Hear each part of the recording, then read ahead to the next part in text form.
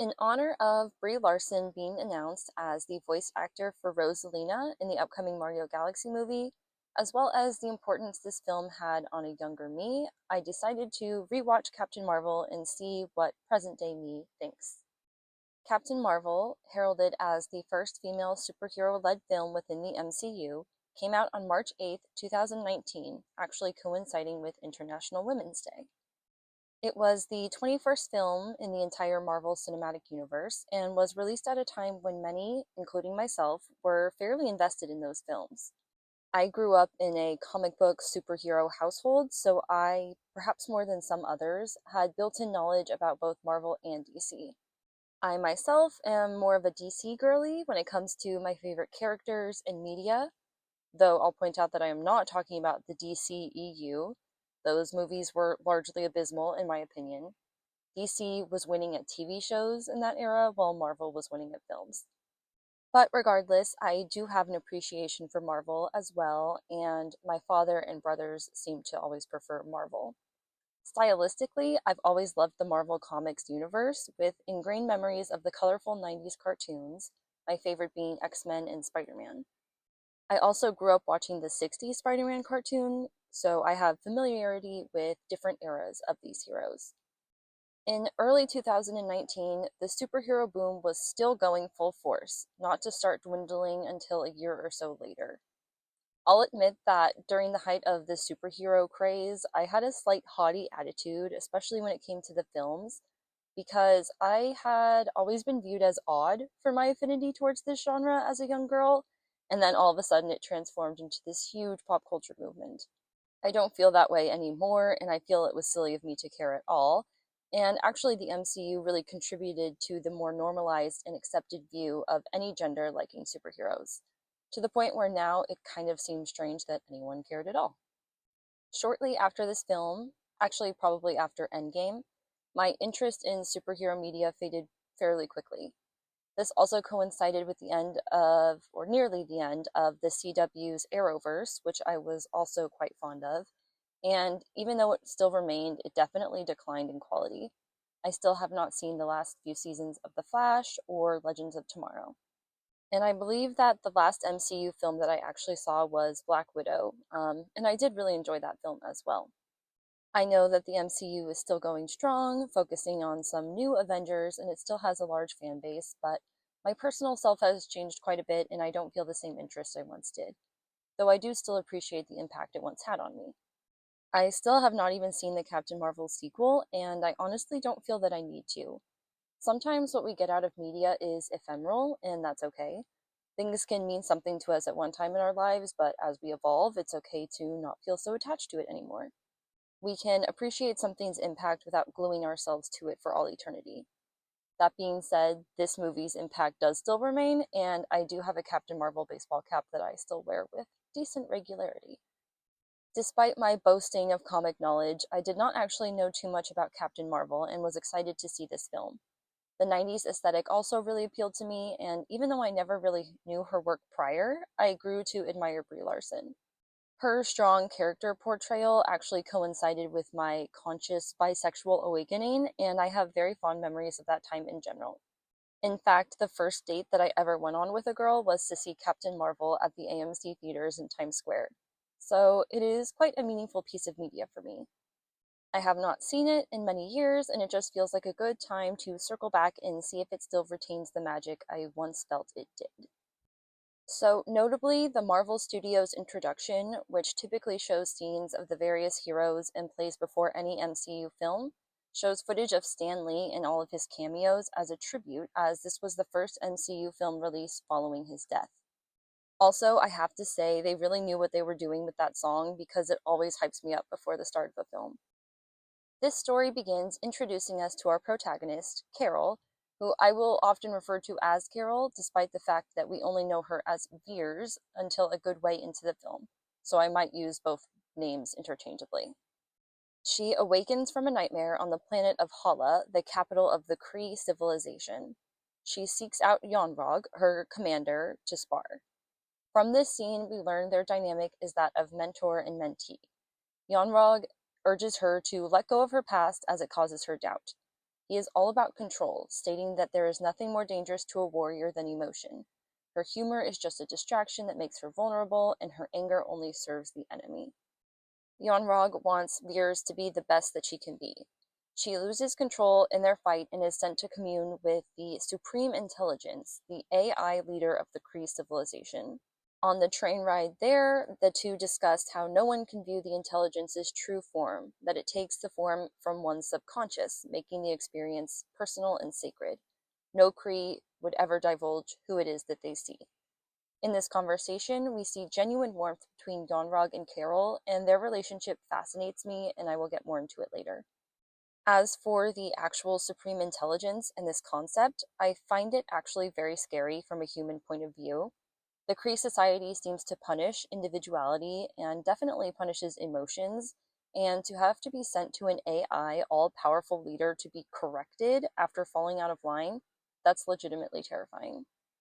Carol communes with it, and from this scene we learn that she does not remember anything about her past. The Supreme Intelligence tells her that she is just one victim of the Skrull expansion that has threatened the Kree for centuries. It tells Carol to put the people's needs above her own. It also tells Carol that they, meaning the Kree, are responsible for giving her her powers and they can take them away just as easily. She is successfully re-brainwashed and then heads out on a mission with her Star Force team. Their team, led by Yonrog, consists of Carol, aka Veers, Horath, Minerva, Atlas, and Bronchar. They are all elite warriors, and I think their dynamics are interesting, and I wish we could see more of their interactions.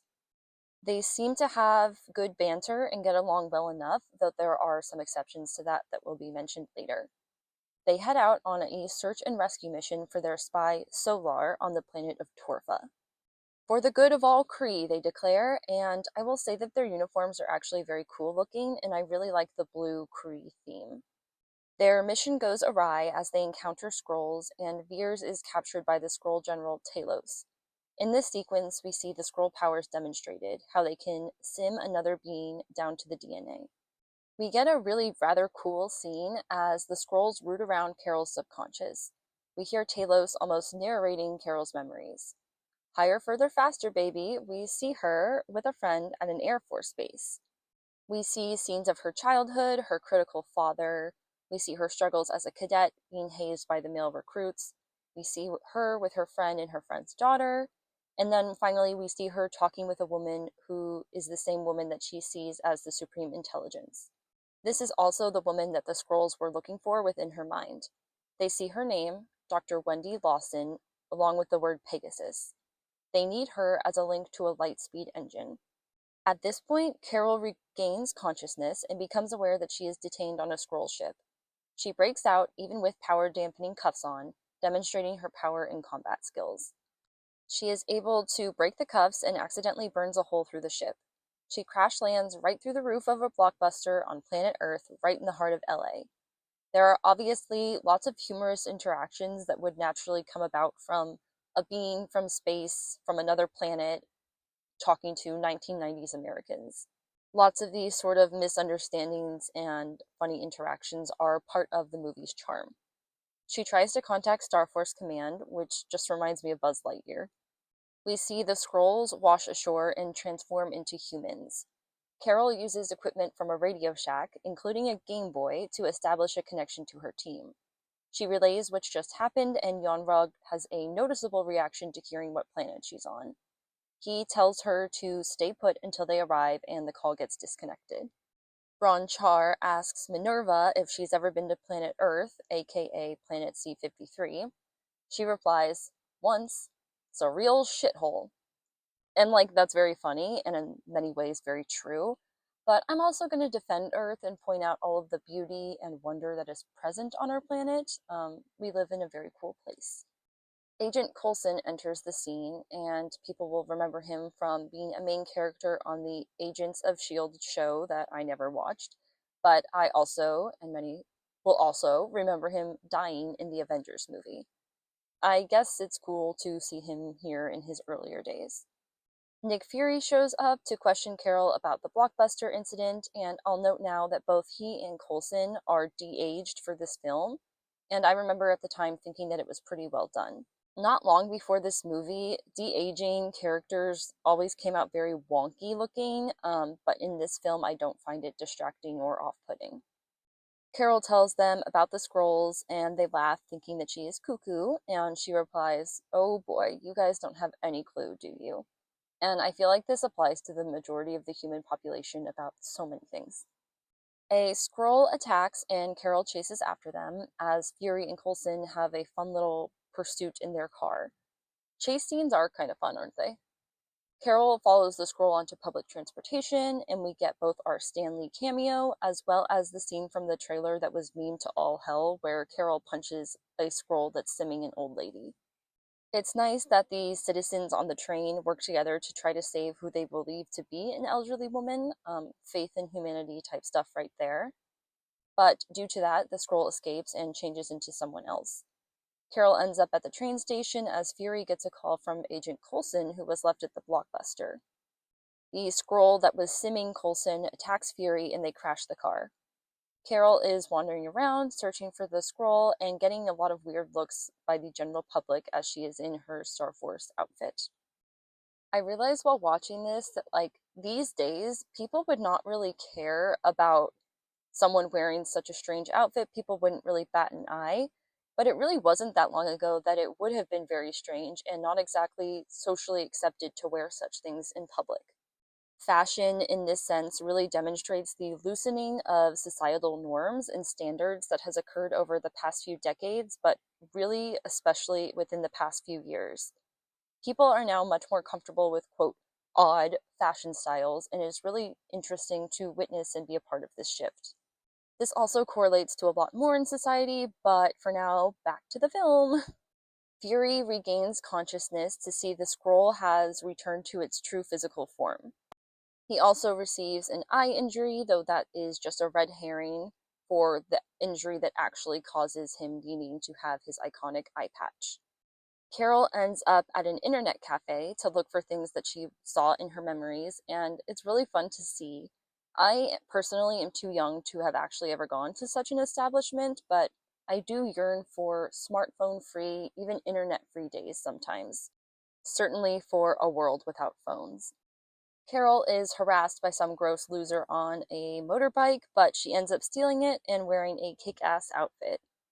Fury is now witnessing the autopsy of the scroll, confirming its alien origin. His boss shows up and they check the scroll's manhood, which seems very invasive. We learn that Talos is actually simming Fury's boss. This scene where he mourns his fallen comrade as the light streams down onto his face is actually very beautiful. Next is one of my favorite little scenes in the movie where Carol is on the motorcycle with the song Only Happy When It Rains by Garbage playing, and I have to give a shout out to the movie's incredible soundtrack. I'll also say, while I am not a Funko Pop person whatsoever, I did buy the Funko Pop of Carol from this scene in this outfit on the motorcycle. The only other Funko Pops I have are BTS and Gomamon, so I'm very selective. She ends up at the bar that she frequented in her memories, and Fury shows up. We see more of their banter, and their dynamic is a large and positive part of this film. We learn more about Fury's backstory from Colonel to spy to his current role at S.H.I.E.L.D. The two then head to Pegasus together as Carol gives him the 411 on the Skrulls and the Kree. It is located in a secret joint NASA Air Force base hidden in the mountains. That sort of scenery is actually really beautiful to me for some reason, like the sunny western United States mountains, and thinking of taking off flight from there, it just appeals to me. When they arrive, Fury humorously tells Carol to ditch the flannel and adorn a shield cap because she looks like, quote, someone's disaffected niece. They are met with suspicion and detained in a room. Fury secretly pages for backup and pulls a really cool maneuver where he gets the guard's fingertip with tape from when he had checked Fury's ID in order to get them out of the room. We meet Goose, the cat, question mark, in the hallway, and I love that Fury is basically a cat dad the rest of this movie. They reach the records room, which is objectively a very cool setting for the upcoming scenes, and find information on Dr. Wendy Lawson. They find Kree glyphs in her notes and learn that she passed away on a test flight with another pilot. Carol finds a picture of herself within the file, and memories start to come back, and she goes to check in with Yonrog. He reveals to her that Lawson was a Kree named Marvell who experimented with technology in order to help them win the war. Carol tells him about her life on Earth, and he just completely gaslights her. In this scene, I feel like you can really see how Carol wants to trust Yonrog, but she just doesn't. Talos arrives, and Fury realizes that he isn't actually his boss. They end up in an altercation, and Talos has this line that I always liked as he picks up his glasses, saying, "No, I don't really need these to see, but they do kind of complete the look." Ben Mendelsohn's Australian accent really helps make Talos even more iconic. Carol saves Fury, and they are able to escape due to Coulson having their back. They make their way to the hangar and find the Lightspeed engine prototype, which they use to flee the scene, demonstrating Carol's piloting prowess. Goose also snuck on board with them, and I just love him so much. Carol shares the photo that she found with Fury, and they go to find Maria Rambeau, the last woman to see Lawson alive. They also discuss Coulson and his admirable decision to stay human and go against orders, something that Carol understands very well. Affection is really starting to blossom between these two. Cut to Yonrog, who gets a call from Ronan the Accuser. He lies to Ronan about the location of Carol and the scrolls as he heads to try to get to Earth first. A note about Ronan: I know that he was in Guardians of the Galaxy, but I haven't seen that movie since the year it was released, so I don't really remember the details. I will say that the accusers, as demonstrated in this movie, are pure evil world destroyers and are just extremely disgusting. Carol shows up in Louisiana to meet Maria and her daughter Monica, who is thrilled to see her. Maria is in shock, and I gotta hand it to this woman, she deals with a lot and gracefully rolls with the punches. She and Carol have a conversation about the day of the test flight. We learn how they would get up extremely early to test fly Lawson's planes, as they were not allowed to fly combat as women in the Air Force at that time, which is actually kind of wild. I think that the military, meaning the Air Force background, makes a lot of sense for Carol and for the plot, though I am not really a pro-military propaganda type of girl, and I don't want to get too into that, but I did just want to make that very well known. I do enjoy the optimistic, pure idea of exploration and flight and all of that jazz, but not when used to harm or dominate. Obviously, the movie stresses the importance of Marvell's goal to end wars, not just to fight them, which is ultimately a good message. Maria and Carol have a really fun and cute back and forth, and as Maria tells the story, Carol begins to remember. She remarks to Maria how hard it must be learning all of this new information, and Maria very movingly replies that this part isn't hard. What's hard is losing her best friend in a mission that was so secret they have to pretend like it never even happened. It's a real emotional moment between the two of them, and I'll touch a bit more on their dynamic later. Monica dragged out all of Carol's old things that they kept, including old clothing and family photos. She also says that Carol didn't get along with her parents, so they became her real family, which by itself is a beautiful example of found family. We see the remaining half of her dog tag. The other part, which is the only thing she's had of her past self over the past few years, says simply Veers, which is the last part of her full name, Carol Danvers. Talos shows up, and he continues to be a pretty likable character, even when believing he's the enemy. He shows the group the recording from the black box of the test flight crash. He is also terrified of Goose, as he tells them all that Goose is actually a flurkin, not a cat. They listen to the recording, and we see past Carol and Marvell being attacked and crash landing. Marvell is badly injured and reveals the truth to Carol. She tells her she spent half of her life fighting a shameful war, and now she just wants to end wars, not fight them.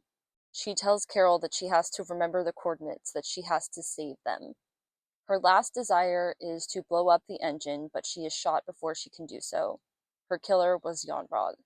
We see that this scene has been severely tampered with by the Kree, as previously Carol remembered it being a scroll that showed up.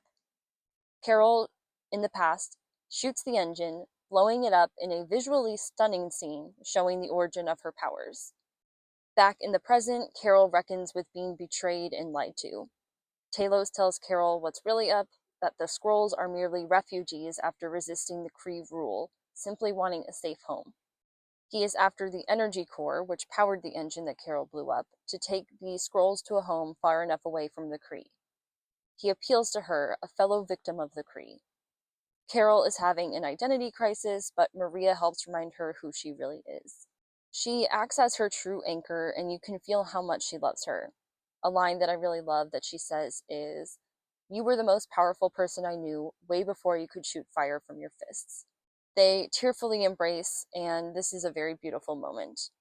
Like other dynamics similar to theirs, it could very easily be a very deep platonic love, familial love, and friendship.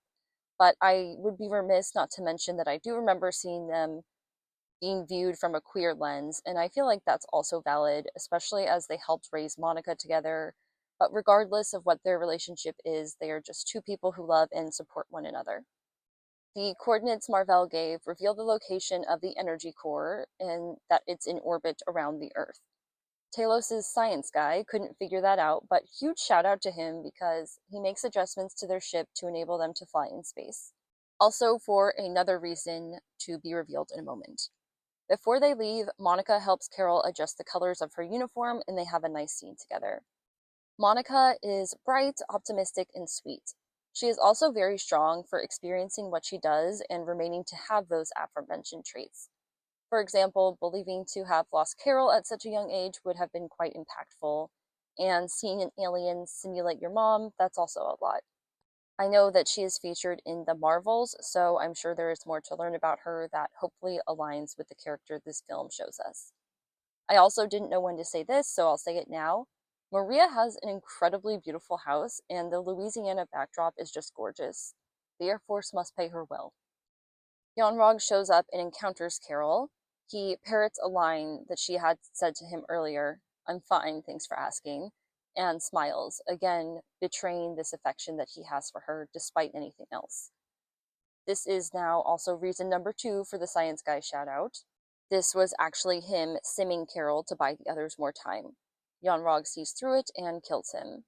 He realizes that Carol must know the truth, and boy is not happy. He calls Ronan to destroy Earth. On the ship, we see Carol, Maria, Fury, Talos, and Goose having some fun banter. They arrive at Marvell's laboratory, where they find the energy core, the Tesseract, which is, of course, holding one of the Infinity Stones, and which Loki used in the first Avengers film.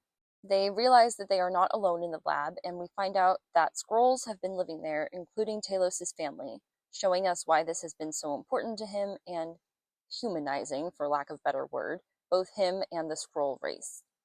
Carol apologizes for her past Kree beliefs and actions. Immediately after this soft moment, Yon-Rogg and Carol's old team arrive and they detain the others. He takes away Carol's powers and reconnects her to the Supreme Intelligence. It's a pretty cool scene to Nirvana's Come As You Are. She confronts the AI, who uses the device that controls her powers to subdue her. Carol speaks out against the Kree rule and is thrown back into her memories. Without the Kree, she is a flawed human. Carol embraces her human identity, and we get a powerful scene that shows her unwavering determination throughout her life, always getting back up after falling down. She is able to overcome and break out, setting herself free. As she says, she has been fighting with one arm tied behind her back. So what happens now that she is finally set free? In this moment, Captain Marvel is truly born, as Carol is finally in touch with her true power, no Kree control. She takes the Tesseract and meets up with Maria and Fury. Goose then shows his true Flurkin self and eats the Tesseract. Carol goes to buy the others time so that they can escape with the Skrulls.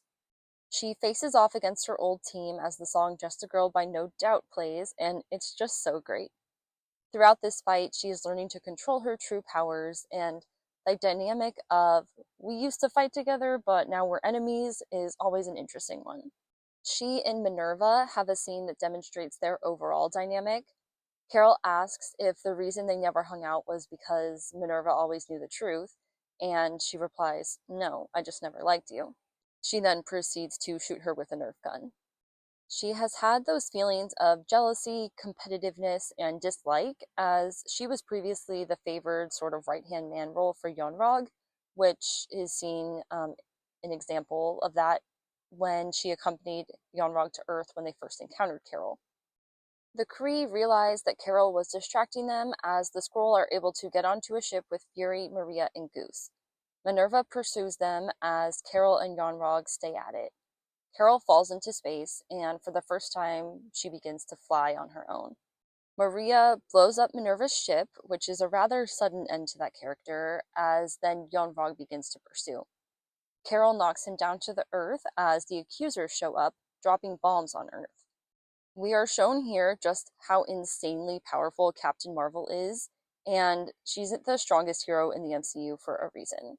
She destroys the bombs and ships like it's nothing. In fact, it kind of shows that she's practically invincible. Ronan and his cronies turn tail like the cowards they are, promising to be back. Carol descends to meet Yonrog, and I really love this final encounter of theirs. He starts goading her and commands her to prove to him that she can win without her powers. She uses her powers to blast him away. She simply states that she has nothing to prove to him. Quiet strength can be the best victory, the best revenge. She sends Yonrog back to Hala with the message that she's ending it. The war, the lies, all of it. Back to the others, Goose claws at Fury, causing the injury that his iconic eye patch covers up. What an origin story there. They all have a celebration dinner at Maria's house, and it's sweet to see Monica bonding with and complimenting Talos' daughter. Carol decides to help the Skrulls find a new home and to help finish what Mar-Vell started. We see Carol and Fury doing the dishes and discussing next steps. She leaves the Tesseract with him and gives him a pager that can communicate with her for emergencies.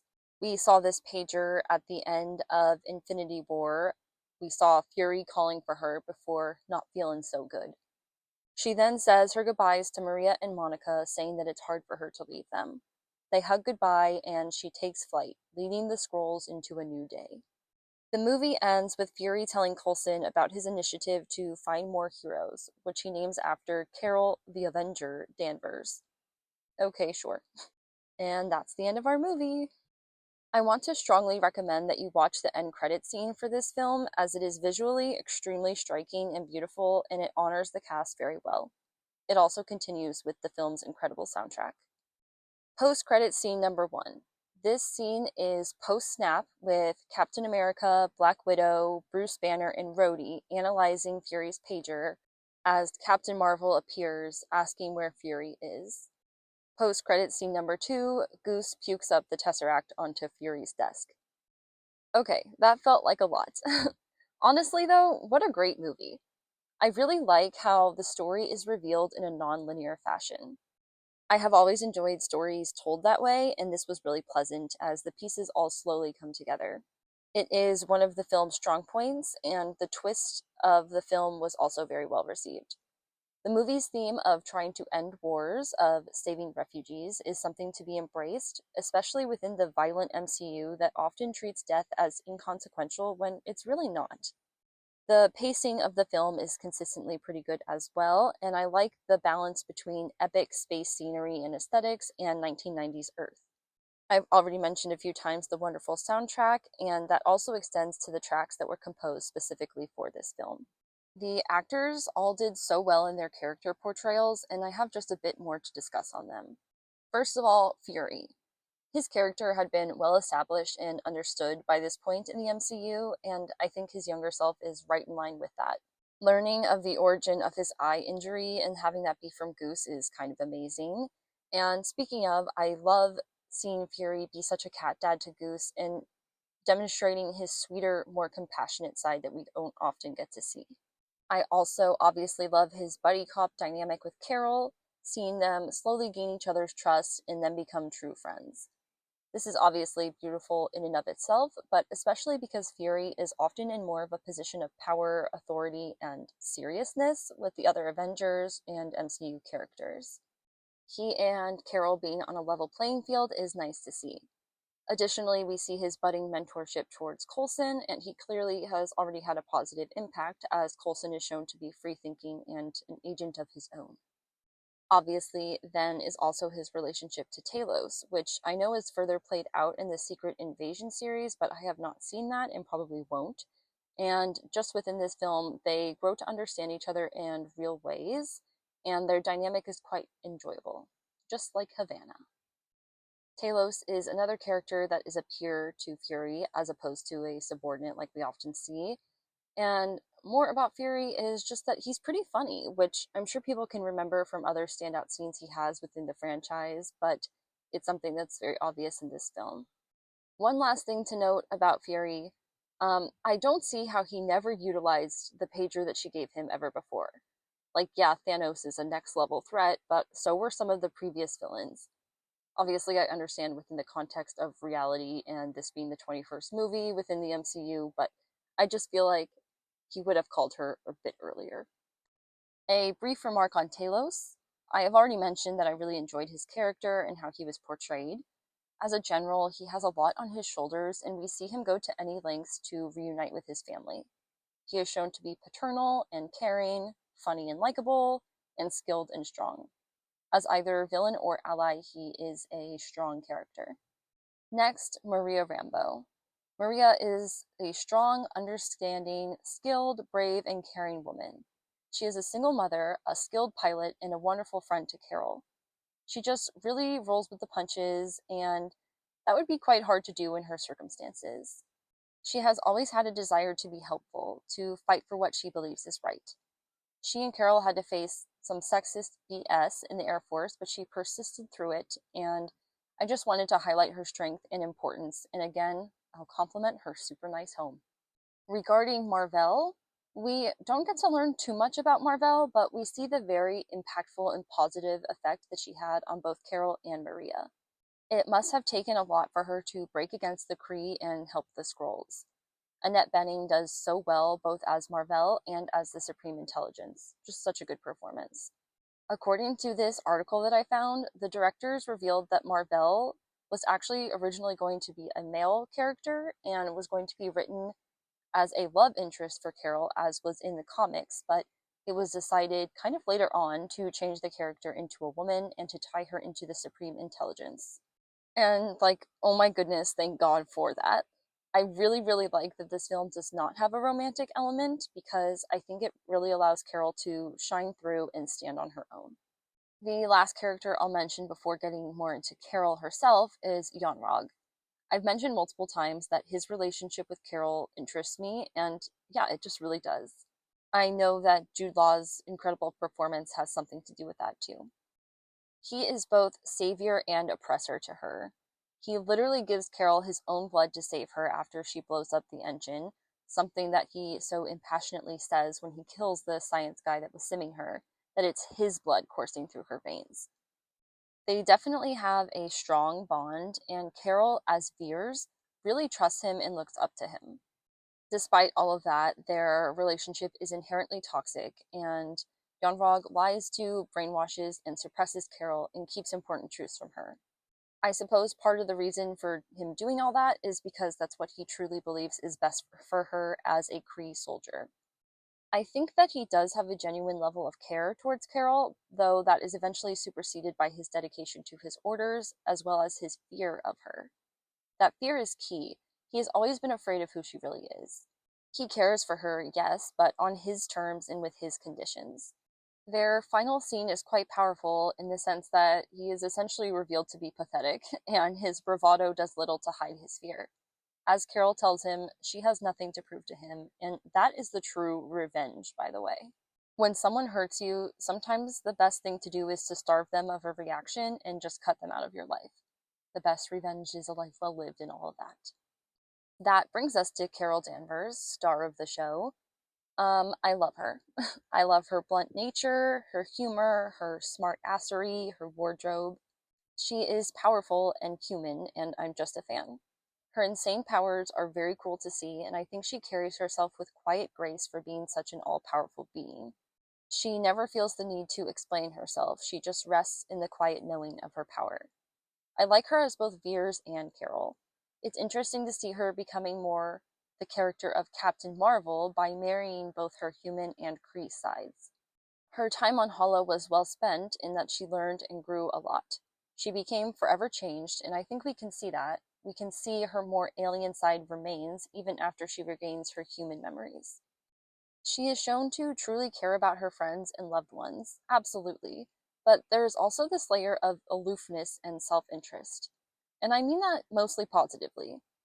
She leaves Earth at the end of the film, and truly she has outgrown a simple Earth life, and she leaves with the best of intentions to help the Skrulls and to follow in Marvel's path.